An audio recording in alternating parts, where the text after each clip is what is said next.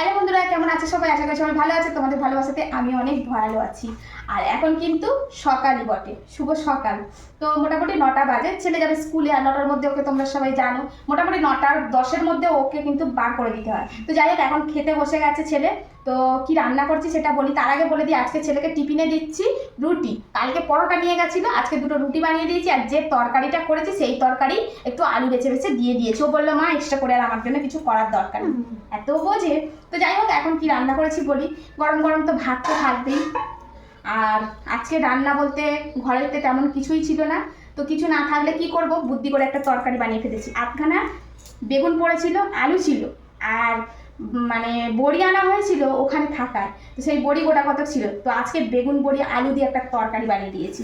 তো এই হচ্ছে আজকে রেসিপি, আর এক্সট্রা কিছুই বানাইনি। তো চলো এখন ছেলেকে বন্ধুরা খেতে দেবো।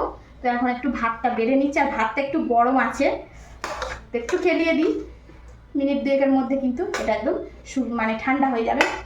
আর তোমরা অনেকেই বলো দিদি শুধু ভাত দিতে নেই, তো আজকে আর কিছু বানাইনি, শুধু ভাত দিচ্ছি না, সাথে তরকারিটাও দিয়ে দিচ্ছি, ঠিক আছে? তো আমার ছেলে আবার কি তরকারির বেগুনটাও খেতে পারে না, ওর গাল চুলকায়। কিন্তু এমনি বেগুন না খেলে কোনো অসুবিধা নেই, তাই ওকে বেগুনটা আবার বেছে দিতে হবে, ঠিক আছে? তো এই যে তরকারিটা দিয়ে দিচ্ছি।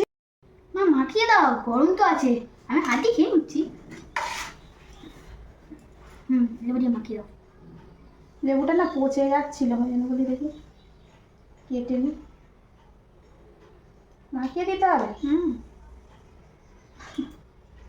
স্কুলে যাওয়ার সময় তার যত বায়না হয় না, খাইয়ে দাও মাখিয়ে দাও। রান্না করেছো? হ্যাঁ দাও।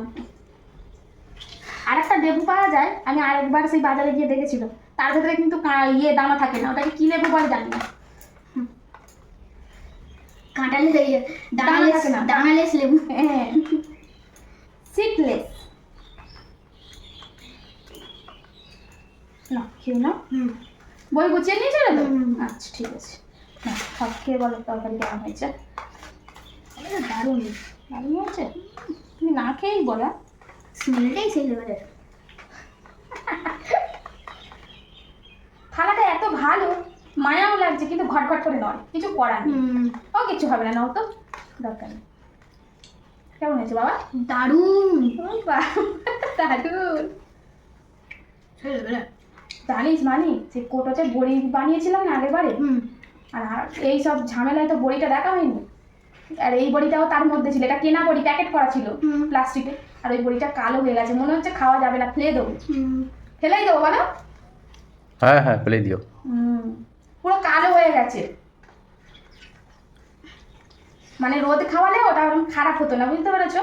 আর এই সব ঝামেলায় করাই হলো না, বেশ অনেকগুলো বড়ি ছিল, মানে একবারের আমাদের ভালো ভালো হয়ে যেত। এখন আর তুমি রোদ কোথায় পাবে?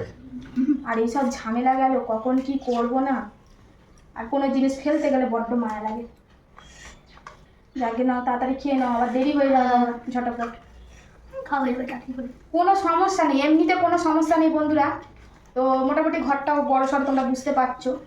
আর মেন হচ্ছে কি সমস্যা জানো, রাস্তাটা অনেকটা দূর, অনেক যেতে হয়।